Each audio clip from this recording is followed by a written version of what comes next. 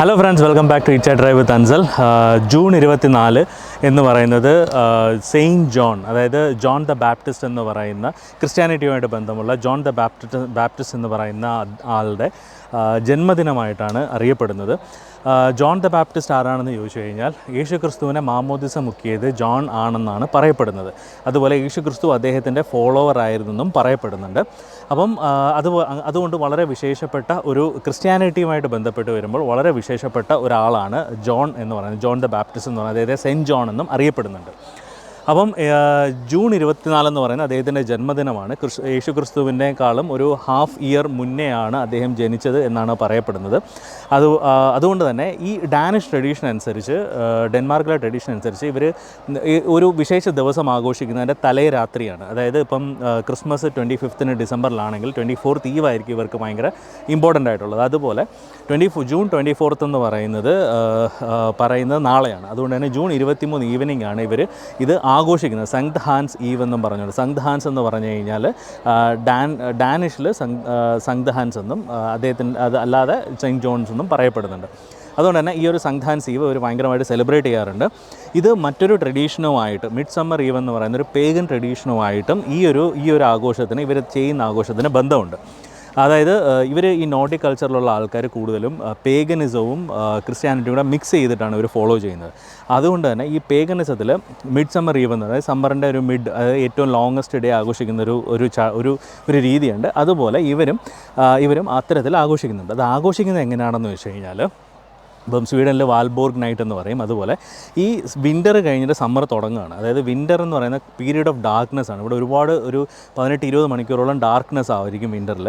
അതുപോലെ സമ്മർ ആകുമ്പോഴത്തേക്ക് നേരെ തിരിച്ചു പോകും. അതുകൊണ്ട് തന്നെ ഇവർ പറയുന്ന ഈ light, the arrival of light എന്ന് പറയുന്നത് വിച്ചിനെയും പ്രേതങ്ങളെയും ഒക്കെ ഓടിക്കുന്ന ഒരു ടൈമാണ് എന്നാണ് പറയപ്പെടുന്നത്. അതായത് എന്താ പറയുന്നതിന് ഈവിളിനെ അകത്തിയിട്ട് നല്ല കാര്യങ്ങൾ മുന്നോട്ട് വരുന്ന ഒരു ടൈമായിട്ടാണ് ഈ ഒരു മിഡ് സമ്മർ ഈവ് കൺസിഡർ ചെയ്യുന്നത്.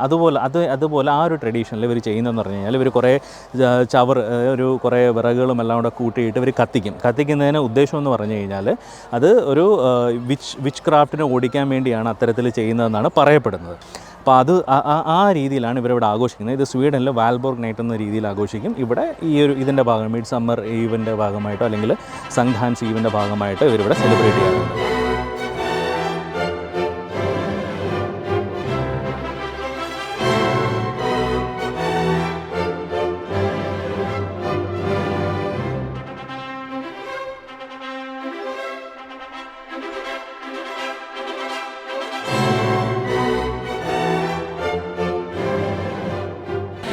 ഇവിടെ ഇത്രയും ആൾക്കാർ കൂടിയിരിക്കുന്നതെല്ലാം ഈ ഒരു കാഴ്ച കാണാനാണ്. അവിടെ പ്രോഗ്രാം കാണാനൊന്നും ആരും ഇല്ല. ആക്ച്വലി പ്രോഗ്രാമിന് മുന്നേ ആൾക്കാരിരിക്കുന്നെങ്കിലും അവരെല്ലാം തിരിഞ്ഞ് ഇത് കത്തിക്കുന്നത് കാണാനാണ് ഇരിക്കുന്നത്. എനിക്ക് തോന്നുന്നു ഏകദേശം ഒരു 3/4 മണിക്കൂറിനകത്ത് ഇത് കത്തിക്കും. ഇവിടെ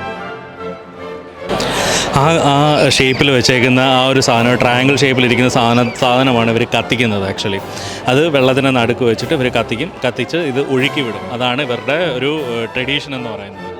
നല്ല ഭംഗിയുണ്ട്. അവർ ചെയ്തേക്കുന്ന ട്രയാങ്കിൾ ഷേപ്പിലൊരു ഇതുണ്ടാക്കിയിട്ട് അതിനകത്ത് കുറേ ചവറുകളല്ല, ഈ ഉണങ്ങിയ മഴക്കഷ്ണങ്ങളും ഒക്കെയാണ് അതിനകത്ത് ഇട്ടേക്കുന്നത്. അവർ കത്തിക്കാനൊക്കെ റെഡി ആയിട്ടിരിക്കുക.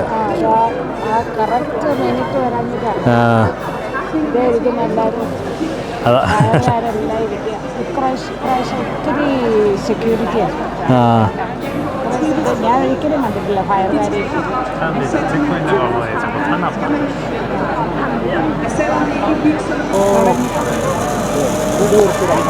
കത്തിച്ചോ?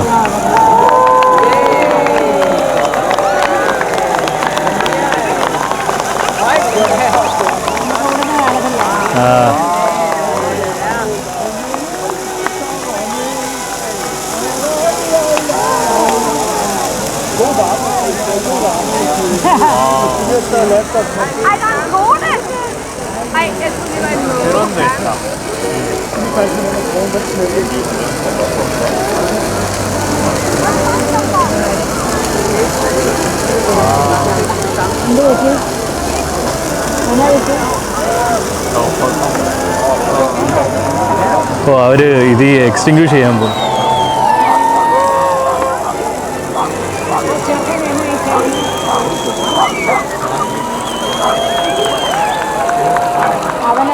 ആ പ്രൊട്ടസ്റ്റാണ്.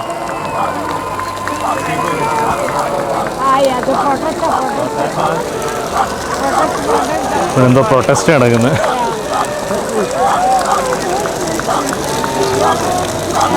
അതുകൊണ്ടല്ലോ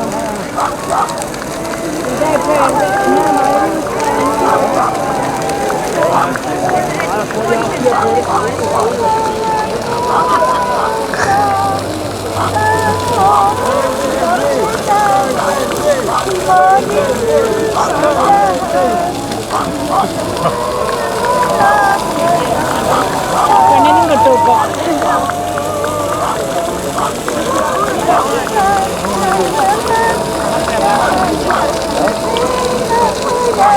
പറഞ്ഞിരിക്കുന്നത് എന്താണെന്നറിയാമോ? എന്താണ്? ഗവൺമെന്റ് അവരുടെ ഫ്യൂച്ചർ നശിപ്പിക്കുകയാണ്.